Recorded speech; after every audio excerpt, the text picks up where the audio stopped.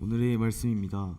만일 죽은 자가 다시 살아나는 일이 없으면 그리스도도 다시 살아나신 일이 없었을 터이요.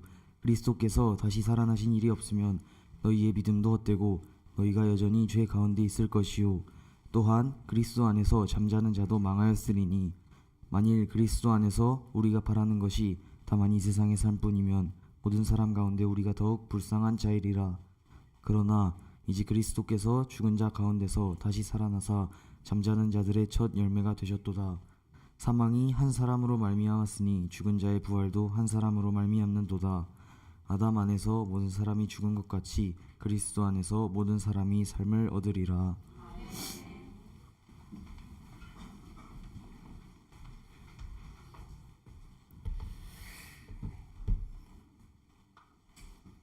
감사합니다. 오늘 설교가 길어지면 안 돼서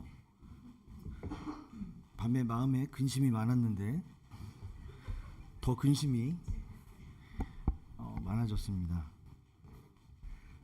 갈 길이 바쁩니다. 네. 강의 목소리가 많이 변했어요. 공부하느라 말을 안 하다가 해서 굵어졌나? 부모님이 좋아하시는 거 보니까 그렇게 했으면 좋겠다는 것 같습니다. 저희 아이들 날 때는 이런 기분이 별로 없었는데 다른 남은 아니지만 다른 집 아이들을 볼 때는 굉장히 새로운 마음인 것 같습니다. 나이가 들면 들수록 아이들이 이쁘다는데 왜 이제서야 조금씩 이뻐지는지. 저희 아이들은 다 커서 참 예쁘죠. 아직도 늦지 않으신 분들 많이 있습니다. 이 부활의 아침 뭐 연결하는 건 아니지만 새로운 생명이 그렇게 태어났으면 좋겠습니다. 오늘은 부활절을 맞이했습니다. 목사님께서 인사를 많이 하셨기 때문에 앞에 있는 분을 과감하게 인사는 생략하고 지나가도록 하겠습니다. 이 부활은 단순히 기념일의 사건을 넘어 우리의 신앙의 기초이며 구원의 핵심입니다.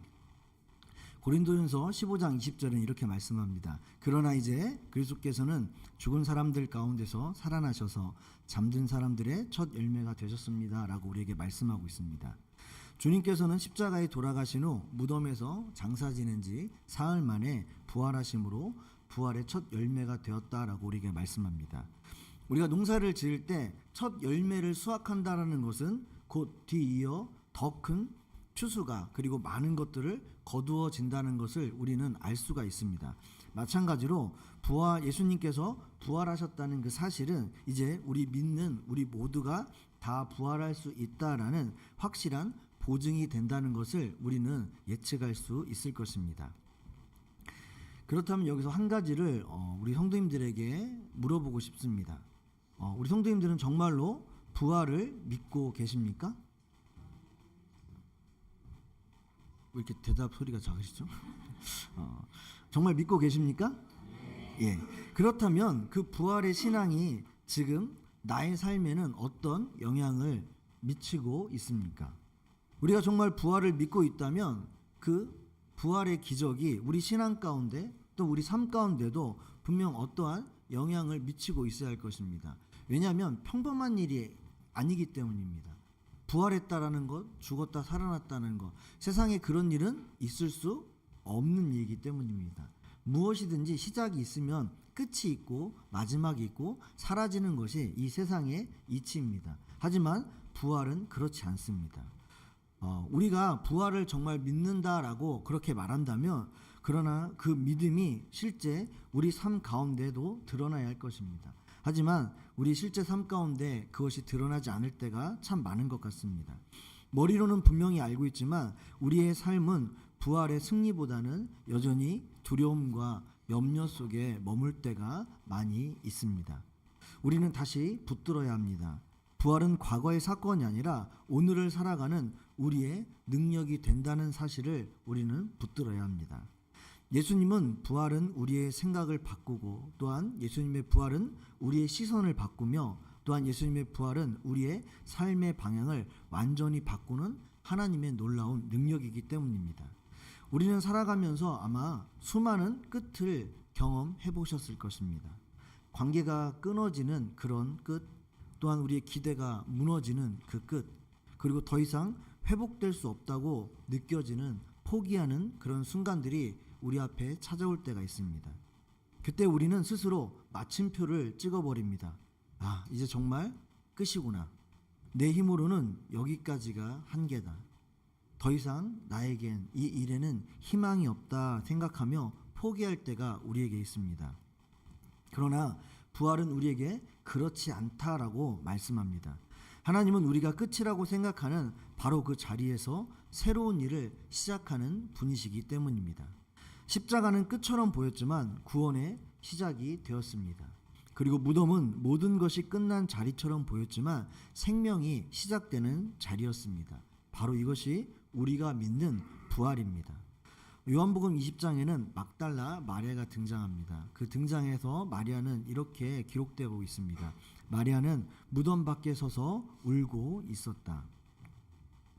그녀는 무덤 밖에 서서 울고 있었습니다. 우리가 이 장면을 가만히 들여다보면 마리아는 단순히 슬퍼하는 모습뿐만은 아닙니다. 마리아는 지금 자신의 인생 전체가 무너진 것 같은 그 자리에 서 있습니다. 예수님은 그녀에게 단순한 그저 한 사람의 스승님이 아니었기 때문입니다. 우리가 잘 아는 것처럼 이 여인은 한때 7 귀신에 사로잡혀 살던 사람이었습니다. 혹시 귀신 들린 사람 보신 적 있나요? 보신 적 없나요? 안 그런 척 하는 거지. 주변에 있을 수 있습니다. 약간 미친 사람이라고 우리가 표현하기도 하죠. 그런 사람들을 보면 정상적인 생활이 불가능합니다. 왜냐하면 목사인 저도 가까이 가기가 쉽지 않기 때문입니다. 사람답게 살 수 없는 삶입니다. 그리고 누구에게도 환영받지 못하던 삶 속에 있었던 사람입니다. 이 막달라 마리아가 그런 여인이었습니다. 그런데 예수님께서는 그 여인의 들어있던 귀신을 쫓아내어 주셨습니다. 그리고 사람답게 살 수 없었던 사람을 이제는 사람답게, 더 나아가 예수님의 사역에 동참하고 그리고 이제는 소망을 꿈꾸는 사람으로 살 수 있도록 예수님께서는 그 여인을 만들어 주셨습니다. 그래서 마리아에게 예수님은 단순히 존경하는 대상을 넘어 자신의 삶 전체를 바꿔주고 또 새로운 삶을 허락해 주신 그런 분이었습니다. 그런데 그런 분이 그 끔찍한 고난을 당하시고 십자가에 달려 죽으셨습니다. 그리고 이제는 그 시신마저 보이지 않는다라고 생각하니 마리아에게는 지금 이 순간이 단순한 슬픔이 아니라 모든 것이 다 무너지는 것 같은 그런 절망 가운데 빠져 있는 순간이었습니다. 그래서 그녀는 그 자리를 지금 떠나지 못하고 있습니다. 이미 끝난 자리, 아무것도 없는 그 자리지만 그것을 떠나지 못합니다. 아무것도 남아있지 않은 자리인데도 그것을 떠나지 못하고 그녀는 그저 울며 그곳에 서 있습니다. 눈물은 흐르지만 이제 어디로 가서 무엇을 하며 어떻게 살아야 할지 그녀는 막막함에 발걸음이 떨어지지 않는 그런 상황입니다. 성도 여러분, 혹시 여러분에게도 그런 상황이 있지 않았습니까? 큰 실패나 상실을 겪으면 우리도 마음 가운데는 나도 어떻게든 살아야지라는 생각을 합니다. 하지만 정작 마음은 그 절망의 자리에 묶여 한 발자국도 나가지 못하고 변화되지 못할 때가 있습니다. 그런데 바로 그 자리에서 주님이 찾아오십니다. 우리가 주님을 찾기 전에 주님이 먼저 우리를 찾아오셨습니다. 그리고 조용히 우리를 부르십니다. 마리아야. 그 목소리에는 어떤 재촉이나 서운함도 담겨 있지 않습니다. 왜 아직도 절망 속에 갇혀 있느냐라고 그녀를 탓하지 않습니다. 그저 다정하게 그의 이름을 불러 주십니다. 귀신 들려 사람들에게 버려졌던 마리아, 그리고 부활을 믿지 못한 채 눈물을 흘리며 서 있던 마리아, 다시 혼자 될까봐 두려워 떨고 있었던 그 마리아, 그런 마리아에게 건네는 주님의 부르심 속에는 이런 마음이 담겨져 있습니다. 마리아야, 이제는 무서워하지 마라. 내가 지금 흘린 내 눈물을 내가 다 알고 있단다. 비록 내가 지금은 나를 몰라보고 울고 있지만 너는 여전히 내가 가장 아끼는 내 사람이다 라고 말씀하십니다. 그 순간 마리아의 눈이 열립니다. 주님이 사라지신 것이 아니라 늘 곁에 계신 주님을 자신이 알아보지 못하고 있음을 그 순간 깨닫게 되었습니다. 부활은 우리에게 이렇게 다가옵니다.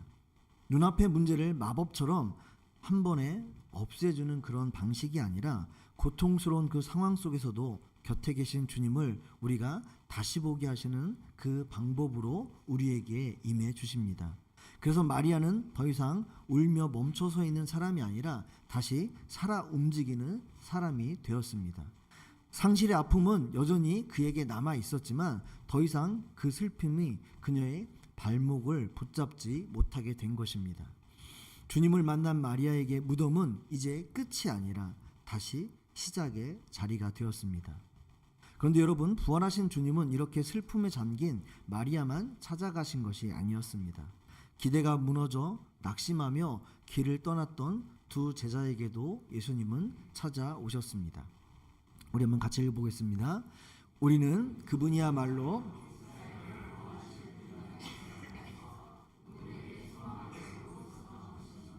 아멘.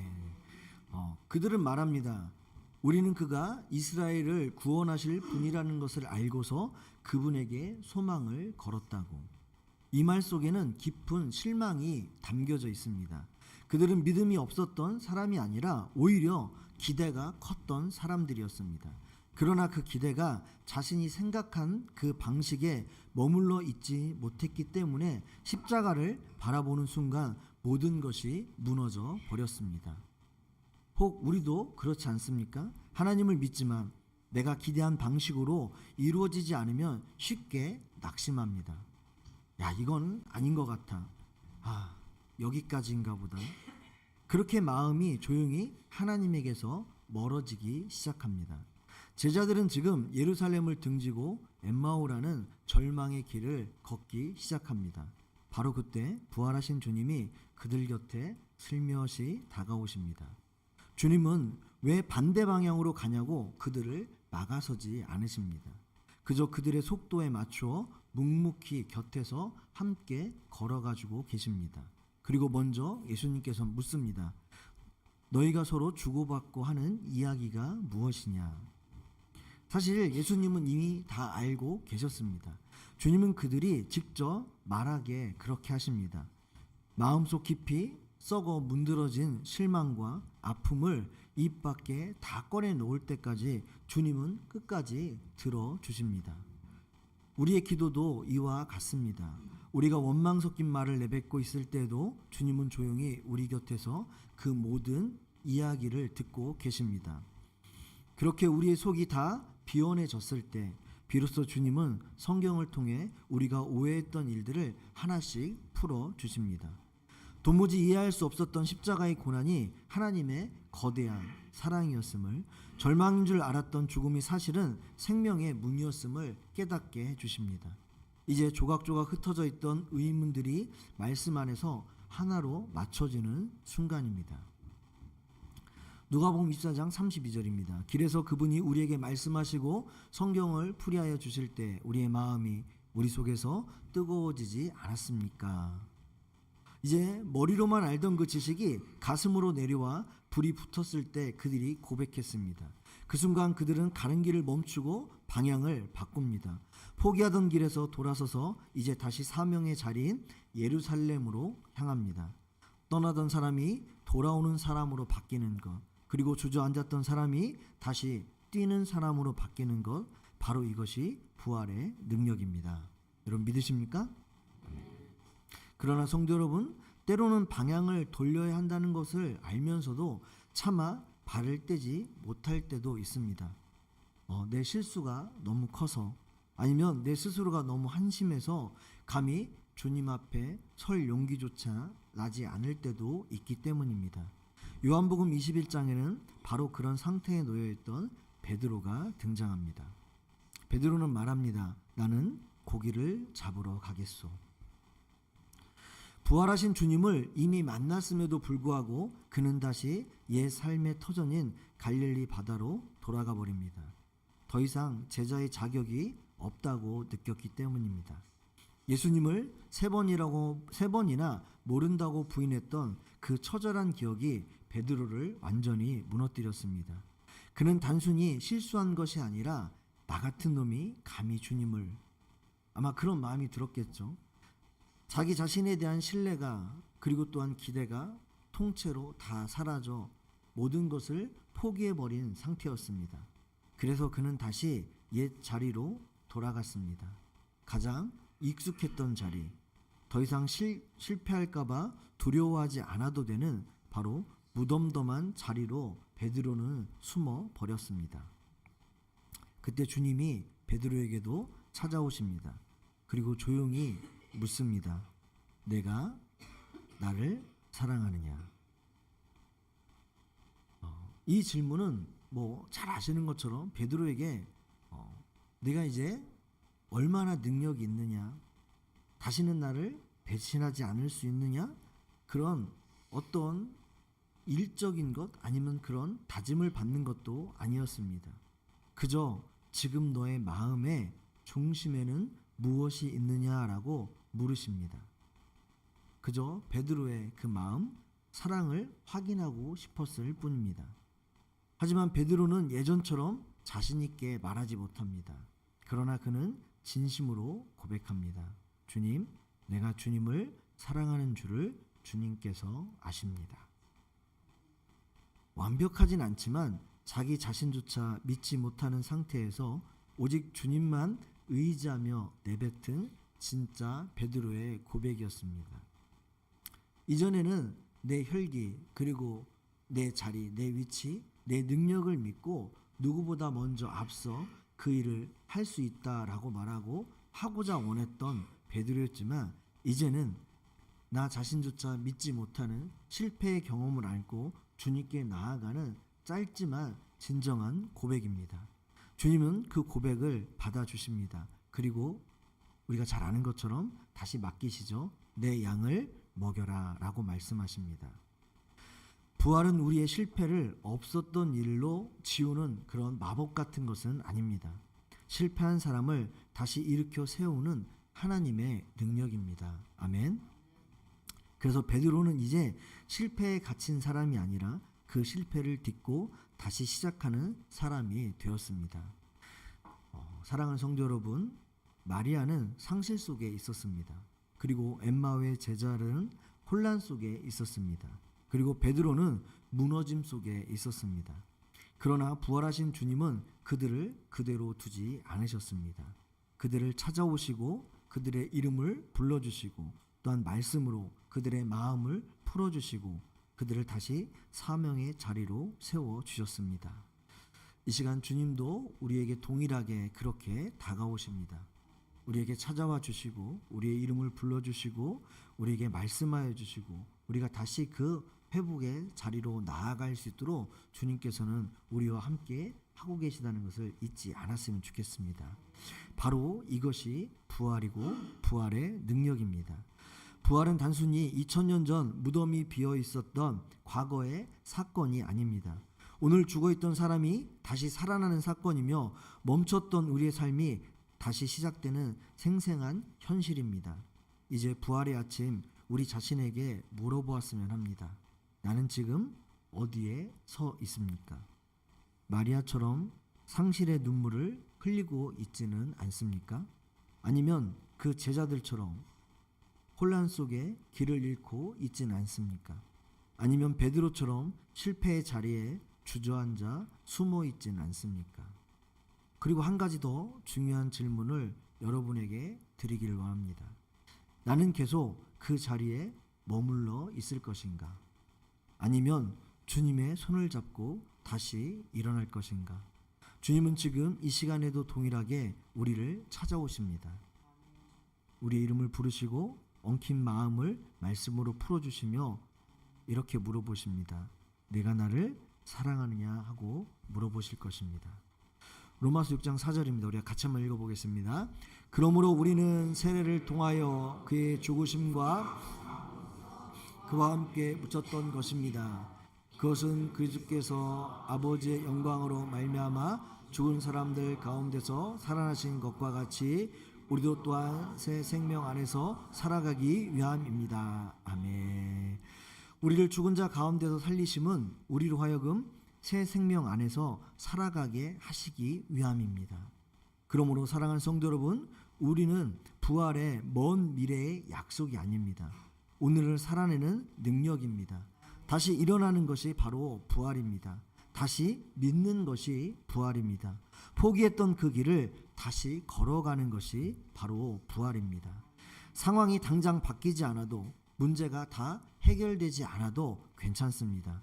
다시 하나님을 바라보며 소망의 한 걸음을 내딛는 것, 그것이 진짜 부활의 삶일 것입니다. 오늘 이 부활절이 단지 그 기적을 기억하는 날이 아니라 부활을 살아내는 시작이 되시길 바랍니다. 죽음을 넘어 다시 사는 역사가 오늘 저와 여러분의 가정과 그리고 일터 그리고 우리의 심령 가운데 실제로 시작되길 주님의 이름으로 간절히 축원합니다. 아멘. 기도하겠습니다.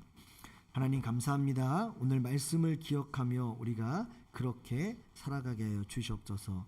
부활이 단순히 이전의 일이 아닌 하나님 지금 우리 삶 가운데 실제 일어나는, 또한 우리에게 찾아오신 그 주님을 우리가 만나고 경험하는 시간 될 수 있도록 인도하여 주시옵소서. 예수님의 이름으로 기도드렸습니다. 아멘.